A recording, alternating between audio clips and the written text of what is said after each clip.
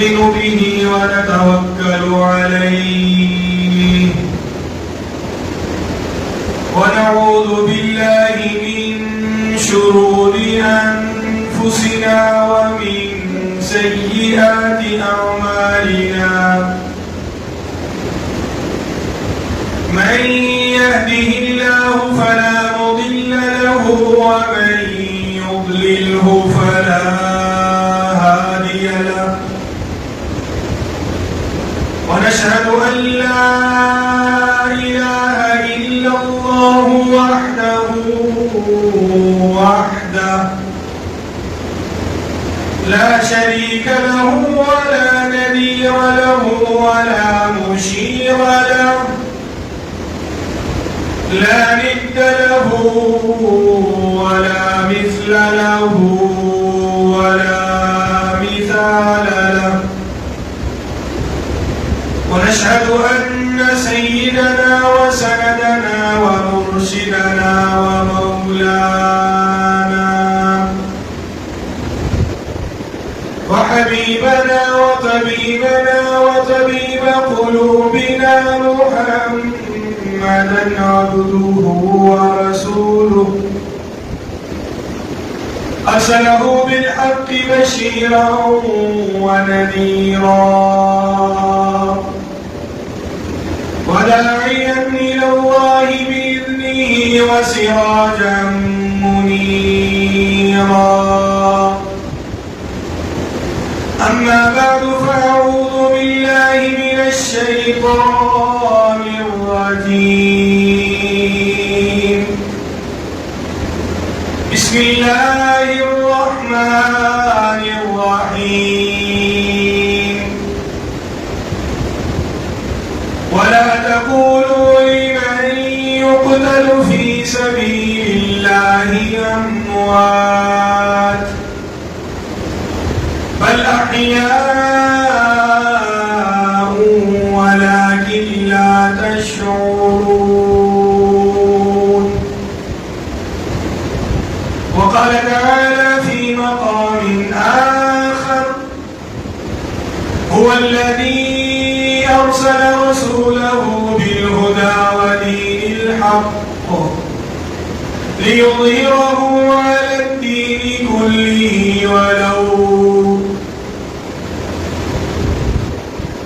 على الدين كله ولو كره الكافرون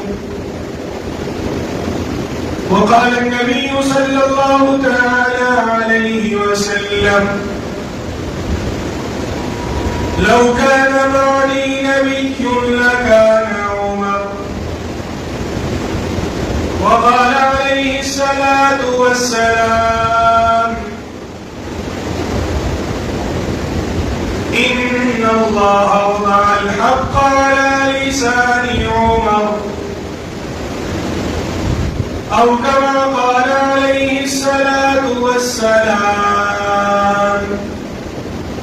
صدق الله وصدق رسوله النبي الكريم إن الله وملائكته يصلون على النبي يا أيها الذين آمنوا صلوا عليه وسلموا تسليما اللهم صل على محمد وعلى آل محمد كما صليت على إبراهيم وعلى آل إبراهيم إنك حميد مجيد اللهم بارك على محمد وعلى آل محمد كما باركت على إبراهيم وعلى آل إبراهيم إنك حميد مجيد اللهم أحباب يا محبة سيد الفاق اللهم صل على سيدنا ومولانا محمد وعلى آل سيدنا ومولانا محمد وبارك وسلم اللهم صل على سيدنا ومولانا محمد وعلى آل سيدنا ومولانا محمد وبارك وسلم اللهم صل على سيدنا ومولانا محمد وعلى آل سيدنا ومولانا محمد وأصحابه سيدنا محمد وأزواجه سيدنا ومولانا محمد وبناته سيدنا ومولانا محمد وبارك وسلم. میرے انتہائی واجب الاحترام معزز سامعین، آپ حضرات کے سامنے قرآن مجید فرقان حمید کی 2 آیات طیبات مطہرات تلاوت کی ہیں. ذخیرہ احادیث میں سے بھی 2 احادیث سے مبارکہ کے ٹکڑے آپ کے سامنے تلاوت کیے ہیں. دعا ہے کہ اللہ تعالیٰ مجھے حق بات، حق طریقے، حق نیت سے کہنے اور اس کے بعد مجھے اور آپ کو اس پر عمل کرنے کی بھی توفیق عطا فرمائے. محرم الحرام کا بابرکت مہینہ شروع ہو چکا ہے. اس ماہ مبارک کے اندر جہاں مسلمانوں کے لیے نیا تعلیمی، نیا اسلامی سال شروع ہوتا ہے، وہیں پہ اسلامی مہینوں کے اعتبار سے پہلا مہینہ یکم محرم الحرام کا بھی شروع ہوتا ہے. اور محرم الحرام کی 1 تاریخ کو اہل سنت والجماعت حضرت سیدنا عمر فاروق رضی اللہ تعالیٰ عنہ کی شہادت کا تذکرہ ہر مسجد، ہر منبر، ہر محراب سے کرتے ہیں. اور ظاہر ہے کہ وہ شخصیات جنہوں نے اسلام کے لیے، دین کے لیے، الہ کلمت اللہ کے لیے اپنی جانوں کے نذرانے پیش کیے، شہادت کے اعلیٰ درجے پر فائز ہوئے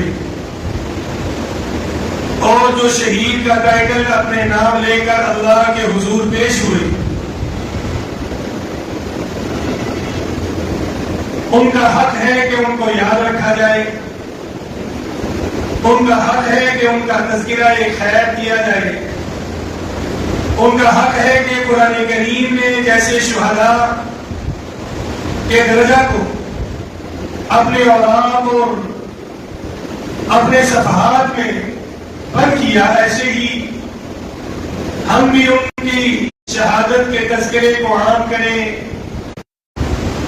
ویسے تو شہداء اسلام بے شمار ہیں. ظاہر ہے کہ 18 ذی الحجہ کو خلیفہ سوم، دوہرے داماد نبی، ذوالنورین، ذوالشرکتین، ذوالہجرتین، سخاوت، عدل، انصاف کے علم بردار حضرت سیدنا عثمان غنی رضی اللہ تعالیٰ میں شہادت،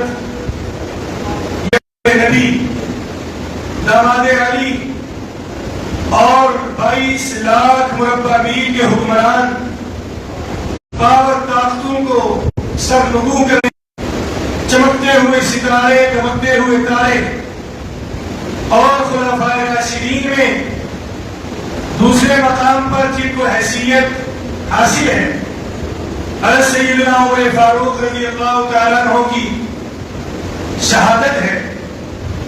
ایسے ہی اسی ماہ مبارک یعنی محرم الحرام میں 10 محرم الحرام کو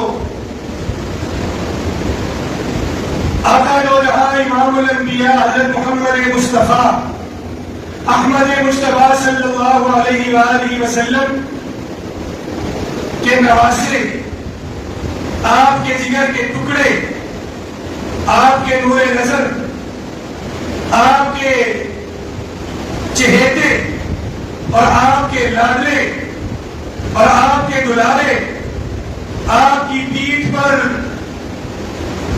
کئی منٹ اور گھنٹے بیٹھ کر محظوظ ہونے والے، آپ کی رخت جگر نور نظر حضرت فاطمہ رضی اللہ تعالیٰ عنہ کے جگر گوشہ بطون، آنکھوں کے تارے، اور حضرت سیدنا علی المرتضیٰ شیر خدا حیدر کرار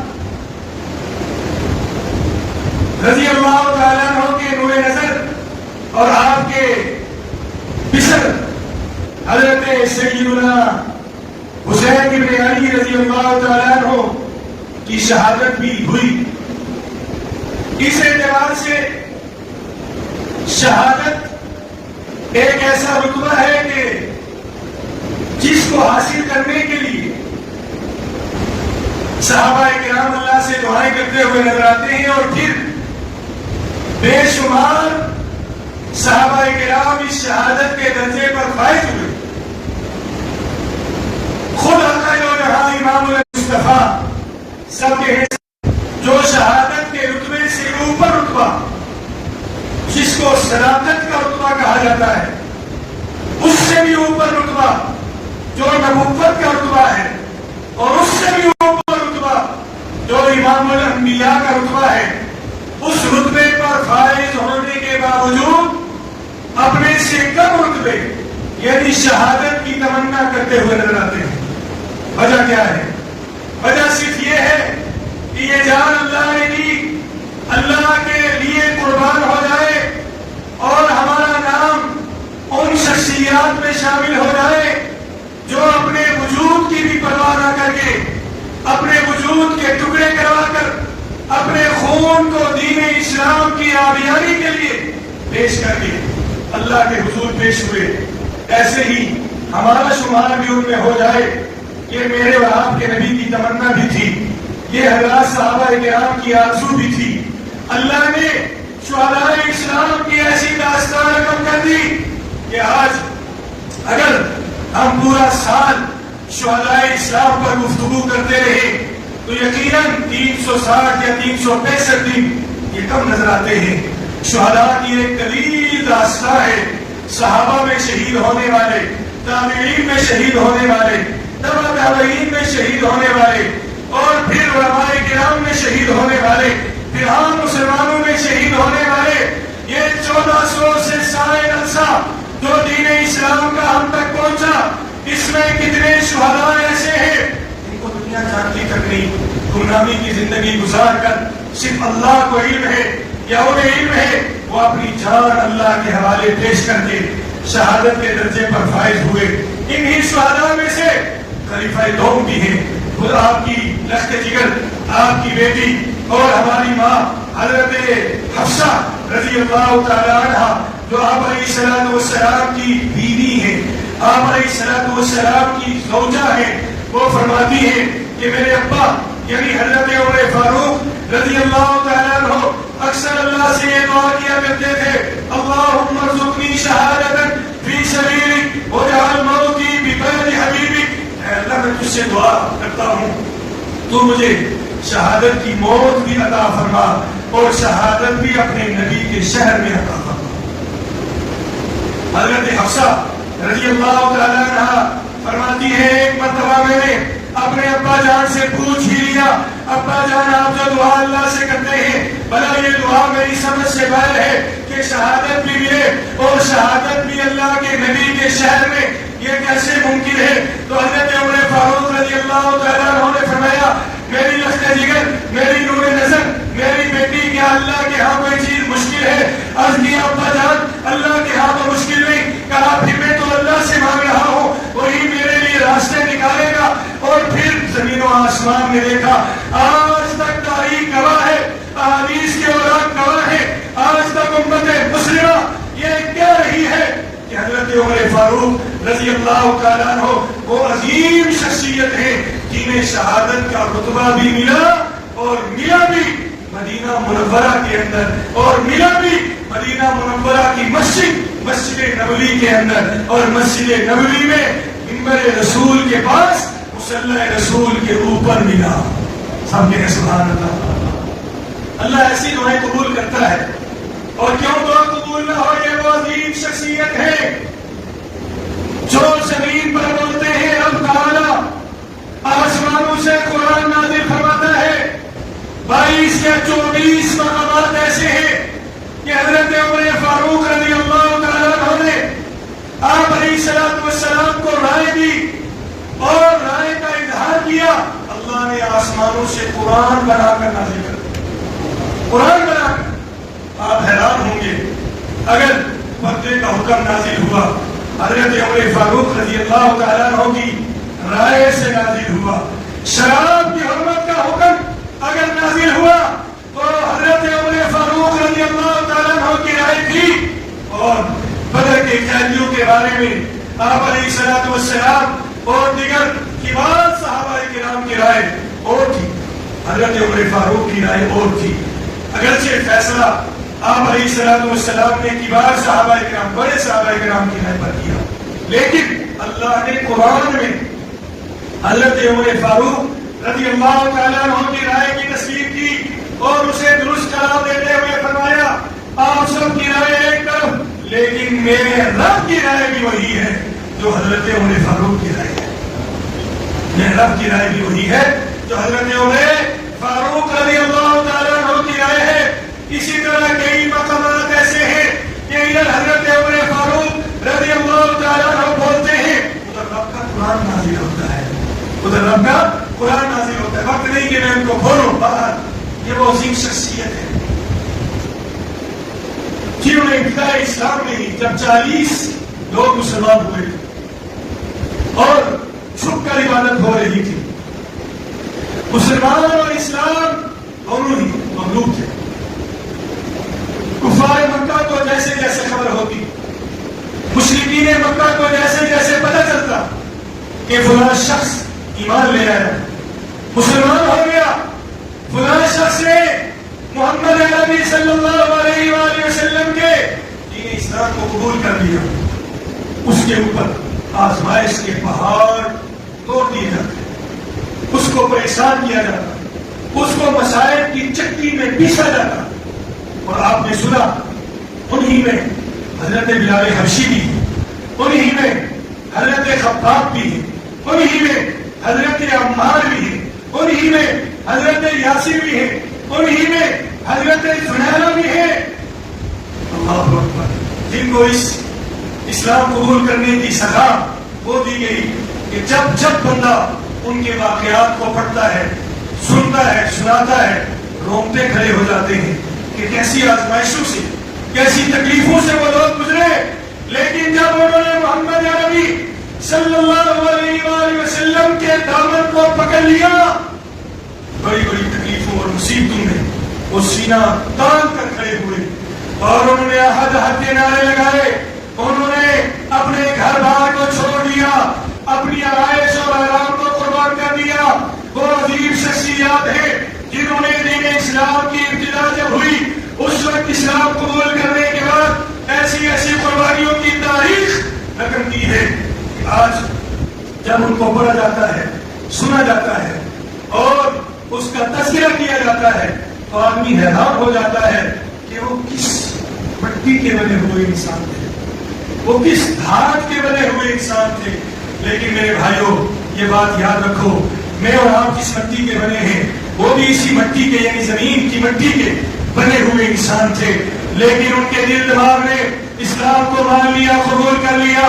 اب جب انہوں نے کہہ دیا ہمارا رب اللہ ہے، پھر ان کے سامنے چاہے تیر آئے، ترکش آئے، تلواریں آئی، سرے آئی اور ساز و سامان آیا، ان کے سامنے بیوی بچے آئے، ان کے سامنے کاروبار اور خاندان آیا، ان لوگوں نے اسلام کو ترجیح دی، ان لوگوں نے اللہ کی ربوبیت کو جب تسلیم کر لیا، اب اس کے بعد وہ لوگ ایک لمحے کے لیے بھی پیچھے ہٹنے کے لیے تیار نہ ہوئے، اپنے سب کچھ چیزوں کو قربان کر دیا، حتیٰ کہ مال و متاع، حتیٰ کہ کاروبار اور دکانداری، حتیٰ کہ اپنے بیوی بچے اور اپنی جان کی پرواہ بھی نہ کی اور دین اسلام کو سینے سے لگا کر قربانی پیش کی. یہی وجہ ہے آج 1400 سال گزر گئے، ان کے تذکرے مشرق مغرب شمال جنوب پوری کرۂ ارض کے اوپر ہو رہے ہیں اور انشاءاللہ قیامت تک ہوتے رہیں گے. اور قیامت میں یہ لوگ شہداء کے آگے آگے چلتے ہوئے ان کی رہنمائی کرتے ہوئے جھنڈا اللہ کا اور اللہ کے رسول کا تھامے ہوئے بلا حساب و کتاب جنت میں چلے جائیں گے، جنت میں چلے جائیں گے. یہ وہ سرخرو ہونے والے شہداء ہیں. کس چیز کا تذکرہ کیا جائے، کس چیز کا تذکرہ کیا جائے؟ یہ وہ شہداء ہیں جنہوں نے اپنی جان کی پرواہ نہیں کی اور دین اسلام کی آبیانی کے لیے قربان کر. آج میرے لیے آپ کے لیے نماز پڑھنا مشکل، آج میرے لیے آپ کے لیے دین پر چلنا مشکل، اس لیے کہ ہم مسلمان تو ہیں لیکن حقیقی مسلمان نہیں، دل سے مسلمان نہیں. ورنہ جو دل سے مسلمان ہو جائے وہ اپنے کاروبار کی پرواہ نہیں کرتا، اپنی آل اولاد کی پرواہ نہیں کرتا، وہ پھر اپنے خاندان اور برادری کی پرواہ نہیں کرتا، وہ اپنی ذات کی پرواہ نہیں کرتا، وہ سب سے پہلے ترجیح دین اسلام کو دیتا ہے، اللہ کے احکامات کو دیتا ہے۔ حضرت عمر فاروق رضی اللہ تعالیٰ عنہ کی زندگی، آپ اس وقت میں مسلمان ہوئے جب اسلام بھی اور مسلمان بھی مغلوب تھے، چھپ کر عبادت ہوتی تھی اور ڈر کر اس وقت کے مسلمان کیا کرتے تھے۔ آپ علیہ الصلوۃ والسلام نے جب دیکھا میرے چند جان نثار 40 کے لگ بھگ، ان کو اتنا مارا جا رہا ہے، اتنا پیٹا جا رہا ہے، اتنا لہوحان اور زخمی کیا جا رہا ہے، اور ان کی آنکھیں نکالی جا رہی ہیں، دبکی ہوئی ریت پہ لٹایا جا رہا ہے، انگاروں پر ان کے زخموں سے انگاروں کو بجھایا جا رہا ہے، اور سمیہ کو 2 لخت کیا جا رہا ہے۔ آپ علیہ الصلوۃ والسلام نے ایک رات خلاف کعبہ کو پکڑا، ملتزم پہ جا کر اللہ کے حضور ہاتھ پھیلا دیے، اور ظاہر ہے جب اللہ کا حبیب اللہ کے حضور ہاتھ پھیلائے گا تو اللہ جو محبوب ہے اور اللہ جو محب ہے وہ اپنے محبوب اور حبیب کی لاج نہیں رکھے گا۔ ایسا تو ممکن نہیں، میرے اور آپ کے نبی ہاتھ اٹھاتے، اللہ رب العزت رحمت کی بارش نازل فرما دیتے، میرے اور آپ کے نبی نے جس چیز کے لیے دعا کی اللہ نے انہیں ہدایت عطا کی، میرے اور آپ کے نبی نے آج کی رات غلاف کعبہ پکڑ کر ملتزم پہ کھڑے ہو کر ہاتھ اٹھائے اور اللہ سے دعا کی، اللہم اعز الاسلام بعمرین، اے اللہ میں چاہتا ہوں کہ اسلام کو تو عزت بخشے۔ 2 عمر ہے، میری رائے یہ ہے، ایک عمر بن ہشام ہے، ایک عمر بن خطاب ہے، اللہ جی میں یہ سمجھتا ہوں، میری رائے یہ ہے اگر ان دونوں میں سے کوئی ایک بھی اسلام کو قبول کر لے تو ہو سکتا ہے اسلام کو تقویت ملے، ہو سکتا ہے اسلام پھلے پھولے پھیلے۔ اللہ جی میں اپنی رائے تجھے دے رہا ہوں، باقی تو دلوں کے راز جاننے والا ہے، ان 2 شخصیات میں سے جو شخصیت تجھے زیادہ محبوب ہے تو اسے اسلام کی آغوش میں پناہ دے، اسلام کی آغوش میں لے آ۔ اللہ نے دعا قبول کی، شروع ہوئی۔ عمر بن ہشام جس کو ابو جہل کہا جاتا ہے، جہالا کا باپ، دیکھنے میں انتہائی خوبصورت، وجیح چہرہ، چمکتا چہرہ، لائٹیں مارتا ہوا چہرہ، اور اتنا خوبصورت کہ نظر نہیں ٹھہرتی، لیکن دل اتنا ہی کالا، دل اتنا ہی میلا، دل اتنا ہی کفر پہ ڈٹا ہوا۔ ابو جہل صبح حرم کعبہ میں آیا اور آ کر ابو جہل نے کہا، لمبا واقعہ ہے کہ آج میں یہ اعلان کر رہا ہوں، کون ہے تم میں سے کر دے جو ہمیشہ کے لیے محمد عربی کے اس نور کو بجھا دے۔ اسی مجلس میں عمر بن خطاب بھی موجود تھے۔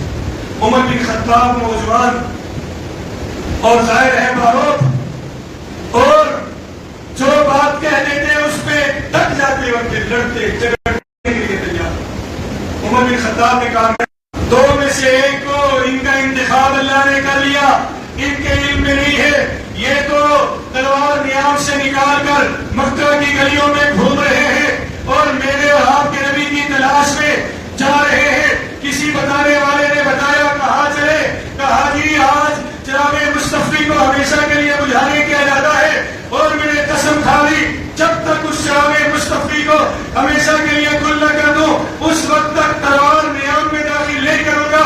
آج آر ہوگا یا پار ہوگا، میں نکل پڑا ہوں۔ اس نے کہا اللہ کے بندے تو ان کو جا کے کچھ کہے گا، یہ تو بہت بات کی بات ہے، تیرے بہنوئی اور تیری بہن بھی اسی محمد عربی کا کلمہ پڑھ کے مسلمان ہو چکے ہیں۔ رخ بدل گیا، منزل جس طرف جا رہے تھے راستہ تبدیل ہو گیا۔ اپنی بہن کے گھر میں پہنچے، دروازے پر دستک دی، آگے قاری قرآن حضرت عبید بن کعب رضی اللہ تعالیٰ عنہ ان دونوں کو قرآن پڑھا رہے تھے، چھپ کر قرآن پڑھا رہے تھے۔ بیگوئی بھی چھپ گئے، قاری صاحب بھی چھپ گئے، اور بہن سامنے آئی اور حضرت عمر فاروق نے آؤ دیکھا نہ کہا اور بہن کو گرا لیا اور کہا تیری جرأت کہ تو میرے آباء و اجداد کے دین کو چھوڑ دے، مارنا شروع کر دیا۔ بہن سمجھ گئی، عمر کو پتہ چل گیا۔ بہن نے کہا عمر ذرا خیال کر، جس ماں کا دودھ تو نے پیا ہے اسی ماں کا دودھ میں نے پیا ہے، اگر تو کفر پہ اتنا ڈٹ کے رہ رہا ہے تو یاد رکھ میں نے دین اسلام قبول کر لیا، اب میں اس کو چھوڑنے کے لیے تیار نہیں۔ عمر حیران تھے کہ میری بہن جس جو پہلے کبھی میرے سامنے بولی نہیں، اس کے اندر یہ طاقت کی جرأت کہاں سے آئی اور یہ کیسے آج بول رہی ہے؟ حضرت عمر فاروق نے پوچھا اچھا پتا کیا پڑھ رہی تھی؟ کہا بتاؤں گی لیکن پہلے غسل کر۔ عمر غسل کے لیے کہ ادھر سے قاری قرآن بھی باہر نکل آئے، ادھر سے بہنوئی بھی باہر نکل آئے اور یہ تینوں بیٹھے۔ حضرت عمر فاروق رضی اللہ تعالیٰ عنہ نے سورہ طٰہٰ کی پہلی آیت قرآن سننے کی نیت تھی، میں بھی اس نبی کا غلام بننے کے لیے تیار۔ حضرت عمر ادھر سے چلے ادھر، آپ علیہ الصلوۃ والسلام تو انتظار میں تھے کہ اللہ کی طرف سے کسے قبول کیا جاتا ہے۔ علماء نے لکھا ہے ایک عمر بن ہشام، ایک عمر بن خطاب، ایک ابو جہل، ایک عمر، ان میں سے اللہ نے عمر کا انتخاب کیوں کیا؟ اللہ نے عمر کا انتخاب کیوں کیا؟ ابو جہل کا کیوں نہ کیا؟ یعنی عمر بن ہشام کا کیوں نہ کیا؟ علماء نے لکھا ہے اس لیے کہ ابو جہل وہ گستاخ رسول تھا، ابو جہل وہ گستاخ رسول تھا، وہ میرے اور آپ کے نبی کے راستے میں جہاں رکاوٹیں کھڑی کرتا، روڑے اٹکاتا، جہاں میرے اور آپ کے نبی اور صحابہ کو تکلیفیں دیا کرتا، وہاں میرے اور آپ کے نبی کو گال و گلوچ بھی کیا کرتا، برو بھلا بھی کہا کرتا اور آپ کی شان میں گستاخی بھی کیا کرتا تھا۔ جبکہ عمر فاروق وہ تو مخالف تو تھے، دشمن تو تھے، لیکن گستاخ نہیں تھے۔ اللہ نے دونوں کے دل کو دیکھا اور گستاخ رسول کو ہدایت نہیں دی، بلکہ اس کے مقابلے میں دشمن اسلام حضرت عمر فاروق رضی اللہ تعالیٰ عنہ کو ہدایت کے لیے چن دیا۔ اس سے بھی پتہ چلا گستاخ رسول کو اللہ ہدایت نہیں دیتے، جو گستاخیاں کرتے ہیں وہ باز آ جائے۔ بہرحال وقت ختم ہو چکا ہے۔ حضرت عمر فاروق رضی اللہ تعالیٰ عنہ حاضر خدمت ہوئے، آپ علیہ الصلوۃ والسلام کے پاس حضرت امیر حمزہ تشریف فرما تھے، وہ بھی بڑے جلی بہادر اور نڈر انسان تھے۔ انہوں نے بھی تلوار نیام سے نکال لی اور کہا یا رسول اللہ عمر کے زیادہ اچھے نہیں لگتے، آج عمر آیا ہے اس کی تلوار نیام سے باہر ہے، میں بھی آپ کو یہ گواہ بنا کر کہہ رہا ہوں یا آج عمر ہوگا یا حمزہ ہوگا۔ آپ علیہ الصلوۃ والسلام کے چہرے پر تبسم، مسکراہٹ، فرمایا چچا جان پریشان ہونے کی بات نہیں، اپنی تلوار نیام میں داخل کر لو، آج کی رات میں نے اللہ سے عمر کو مانگا، اللہ نے میری دعا قبول کر لی۔ عمر جہاں مرید بننے کے لیے آیا ہے وہاں یہ میرے لیے اللہ کی طرف سے مراد بن کے بھی آیا۔ حضرت عمر فاروق نے اسلام قبول کیا، اسلام کو بھی عروج ملا، غلبہ ملا، مسلمانوں کو بھی غلبہ ملا اور پھر ایسا غلبہ ملا، ایسا غلبہ ملا۔ اور علماء نے لکھا ہے، کتابوں میں بات یہ موجود ہے کہ صرف 17 صحابہ وہ تھے مکہ کے اندر جو تھوڑا بہت لکھنا جانتے تھے، ان 17 میں سے حضرت عمر فاروق بھی ایک ہے جو لکھنا پڑھنا جانتے تھے۔ اور حضرت عمر فاروق کی ایک خوبی یہ بھی ہے کہ حضرت عمر فاروق رضی اللہ تعالیٰ عنہ نے 10 سال 6 ماہ 4 دن حکومت کی، اور ان 10 سال 6 ماہ 4 دن میں آپ نے 22,51,000 مربع میل پہ حکومت کی۔ اس وقت کی سپر پاور طاقتوں کو انہوں نے سرنگو کیا، ان کو جھکنے پر مجبور کیا، ان کو پاس کیا۔ اور علماء نے لکھا ہے شاید ہی تاریخ میں ایسا کوئی سپہ سالار ہو جو کسی جنگ میں خود نہیں کیا۔ غور سے سنیے گا، میرا یہ جملہ غور سے سنیے گا، حضرت عمر فاروق رضی اللہ تعالیٰ عنہ وہ واحد سپہ سالار ہیں جنہوں نے 22,51,000 مربع میل پہ اسلام کے پرچم کو لہرایا۔ اور فتوحات آپ کے زمانے میں اتنی زیادہ ہوئی، لیکن آپ اپنے زمانے میں سپہ سالار ہونے کے باوجود نہ روم کے خلاف، نہ ایران کے خلاف، نہ اور سپر پاور طاقتوں کے خلاف، نہ ہی کسی اور لشکر کا حصہ بنے، بلکہ آپ مدینہ منورہ میں رہتے ہوئے، مرکز میں رہتے ہوئے سب کی رہنمائی کرتے رہے۔ اور یہ بھی ان کو اعزاز حاصل ہے کہ آپ مسجد نبوی کے منبر پر بیٹھ کر لشکروں کو حکم دیا کرتے تھے، لشکروں کو حکم دیا کرتے تھے۔ آج لوگ اولیاء اللہ کی کرامات کا انکار کرتے ہیں۔ یاد رکھیے حضرت عمر فاروق نبی نہیں ولی تھے، صحابی تھے، اور ولایت یہ اللہ کے ولی کے ہاتھ پر ظاہر ہوتی ہے، پیچھے قدرت رب کی ہوتی ہے۔ لہذا جو ولی کے ہاتھ پر ولایت کا انکار کرتا ہے گویا وہ رب کی قدرت کا انکار کرتا ہے. لیکن ولی ہونا چاہیے، فرادی نہیں ہونا چاہیے، متبع سنت ہونا چاحیے، حق پرست ہونا چاہیے، توحید پرست ہونا چاہیے. اگر وہ ولی اس کے ہاتھ کرامات الاولیاء حق، حدیث میں آتے علماء کی کہ ہے اولیاء اللہ کی کرامتیں حق ہے. حضرت عمر فاروق رضی اللہ تعالیٰ عنہ لشکر کو اپنے منبر جمعہ کے دن صحابہ اکرام حیران تھی کس سے باتیں کر دوران خطبہ حضرت عمر فاروق کہہ رہے ہیں یا ساری الجبل یا ساری الجبل یا ساری الجبل، 3 مرتبہ یہ جملہ ارشاد فرمایا. صحابہ نے نماز کے بعد پوچھا امیر المومنین کیا وجہ ہو گئی؟ دوران خطبہ آپ یہ جملے کہہ رہے تھے، یہ تو جملے معترضہ لگتے ہیں، یا ساری الجبل اس کا کیا مطلب ہوا؟ آپ نے فرمایا میں خطبہ ارشاد خطبہ دے رہا تھا، ساری کائنات کے پردوں کو اللہ نے ہٹا دیا اور ساریہ میرے سامنے آ گیا. دشمن ان کے اوپر حملہ آور ہونے والے تھے. میں نے یہاں سے اسے آواز دے کر کہا ساریہ جبل کی یعنی پہاڑ کی اوٹ میں ہو جاؤ. آپ یقین مانیے تاریخ کی کتابوں میں لکھا اور صحیح بات یہی ہے کہ بعد میں حضرت سعد بن ابی وقاص نے خط لکھ کر جب ایک قاصد کو بھیجا اور کہا کہ جمعہ کا دن تھا، ہم دشمن کے ساتھ نبوت آزما تھے، ہم اچانک یہ کہ دشمن ہم پر حملہ کرے ہمیں آواز گونجتی ہوئی نظر آئی اور کسی نے ہمیں آواز دے کر کہا کہ پہاڑ کی اوٹ میں ہو جاؤ، پہاڑ کی اوٹ میں ہو جاؤ، اور ہم پہاڑ کی اوٹ میں ہو گئے. حضرت عمر فاروق رضی اللہ تعالیٰ عنہ کے چہرے پر تبسم تھا، مسکرائے اور فرمایا یہ تو میں نے ہی یہاں منبر رسول کے اوپر سے ساریہ کو کہا تھا کہ پہاڑ کی اوٹ میں ہو جاؤ. جس کا حکم ہوائیں، فضائیں، خلائیں، پانی، مٹی، آگ مانتی، یہ وہ حضرت عمر ہے. مدینہ منورہ میں پہاڑ سے آگ نکلی، آپ چلے گئے اور ایک روایت میں آتا ہے آپ خود چلے گئے اور آگ کو یوں اشارہ کیا، آگ ایسی دفن ہوئی. آج 1400 سال گزر کے کبھی اس جگہ سے آگ نہیں نکلی. اور ایک روایت میں آتا ہے آپ نے اپنی چادر پیش کی اور کہا تھا اس چادر کو ہانکتے رہو، آگ کو اس چادر کے ذریعے سے آگ کو ہانکا دیا اور وہ آگ اندر دفن ہو گئی. آج تک دوبارہ نہیں نکلی. نیل کا دریا چلا حضرت عمر فاروق رضی اللہ تعالیٰ عنہ کے خط سے. اور آپ ایک جگہ تشریف لے جا رہے تھے، دیکھا مٹی وہاں لوگ وہ ان سے زکوٰۃ اور عشر کے اوپر تھوڑی بات ہوئی تو کسی نے کہہ دیا امیر المومنین آپ ہم سے زکوٰۃ اور عشر کا مطالبہ کرتے ہیں لیکن ہماری فصلیں وہ صحیح زمین جو ہے وہ صحیح پھل یعنی فصل نہیں دیتی، ہماری زمینیں وہ صحیح فصل نہیں دیتی.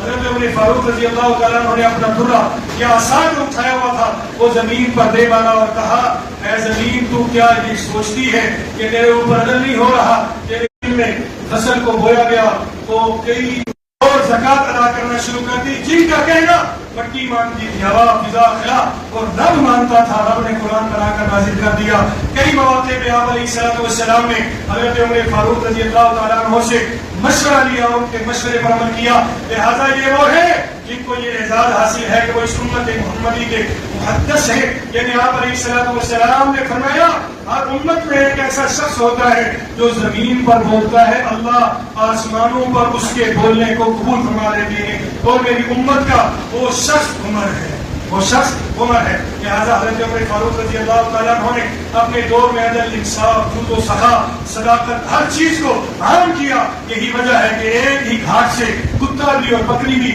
اور ایک ہی گھاٹ سے دشمن وہ پانی پیا کرتے تھے. اور ایک عورت اگر ایک جو ہے مشرق سے نکلتی اور مغرب میں چلی جاتی کسی کو جرأت نہیں ہوتی تھی وہ آنکھ اٹھا کے اس عورت کی عزت کو تار تار کر سکے یا دیکھ سکے. اتنا روب اور دبدبا تھا، شیطان رستہ چھوڑ دیا کرتا تھا. آئیے میں اور آپ حضرت عمر فاروق رضی اللہ تعالیٰ عنہ کی شان منقبت کو سنیں، پڑھیں اور ان کو اپنی زندگی میں لانے کی کوشش کریں. اس کے ساتھ ساتھ ابھی 9-10 محرم چونکہ جمعرات اور جمعے کو آ رہے ہیں، 9 محرم وہ جمعرات کو ہے، 10 محرم وہ جمعے کو ہے. اس لیے ضروری ہے کہ میں اور آپ اس اعتبار سے بھی سمجھ لیں ہم اہل سنت والجماعت ہیں. اہل تشیع کو الگ عقیدہ ہے، ہمارا الگ ہے.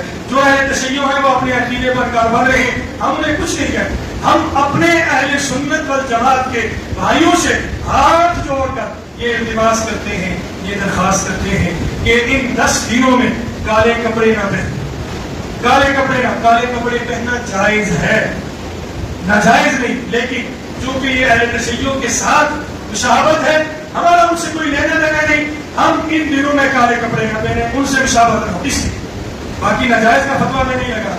ان 10 دنوں میں سبیلیں لگانا، یہ میں آپ سے عرض کر رہا ہوں، خدا کے لیے اس بات کو سمجھیں، سبیلیں لگانا چاہے وہ شربت کی ہو، دودھ کی ہو، پانی کی ہو، پورا سال جائز ہے، جب مرضی جتنی مرضی سبیلیں لگائیں، کوئی حد نہیں، لیکن مخصوص ایام میں مخصوص فرقے کی نقل کرتے ہوئے اگر آپ سبیلیں لگائیں گے، اس کی اجازت اہل سنت کے علماء نہیں ہے، لہٰذا ان سے بھی اجتناب کریں۔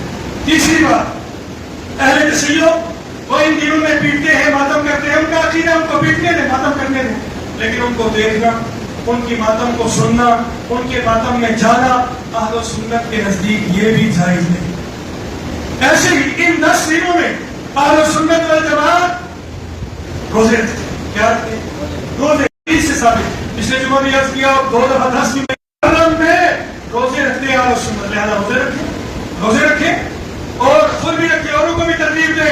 خاص طور پہ آپ علیہ الصلوۃ والسلام نے فرمایا 9، 10 یا 10، 11 کا ایک روزہ نہیں، فرمایا یہ 1 مہینے کے روزے کے برابر، اور فرمایا کہ یوم عرفہ کا روزہ 2 سال کی گناہوں کی بخشش کا ذریعہ ہوتا ہے، اور محرم کا روزہ 1 سال کی بخشش کا ذریعہ ہوتا ہے، لہذا 1 سال کے گناہ معاف ہوں گے روزہ رکھنے پر۔ روزے رکھیں، اپنے اہل خانہ پر خرچ کریں، یہ کام کرنے والے ہیں، اپنے اہل خانہ پر خرچ کریں گے محرم میں، خاص طور پہ 10 محرم کو، پورا سال آپ کے گھر میں برکتیں ہیں، نوافل پڑھیں، قرآن پڑھیں، تسبیحات پڑھیں، یہ کام کرنے والے۔ دوسرا فرقہ کیا کر رہا ہے؟ ہمیں اس سے کوئی غرض ہی نہیں، ہم تو اپنے اہل سنت والجماعت ہیں، اہل سنت والجماعت جس کی اجازت دیتے ہیں وہ کام کریں۔ ہمارے اکابرین، ہمارے اسلاف قرآن و سنت اسی پر گامزن رہے، اور آج تک اسی پر ہمارے علماء گامزن ہیں، اور انشاءاللہ مرتے دم تک رہیں گے، تو ان باتوں پر عمل کریں گے انشاءاللہ۔ اللہ تعالیٰ مجھے اور آپ کو عمل کی توفیق عطا فرمائے۔ وآخر دعوانا الحمدللہ رب العالمین۔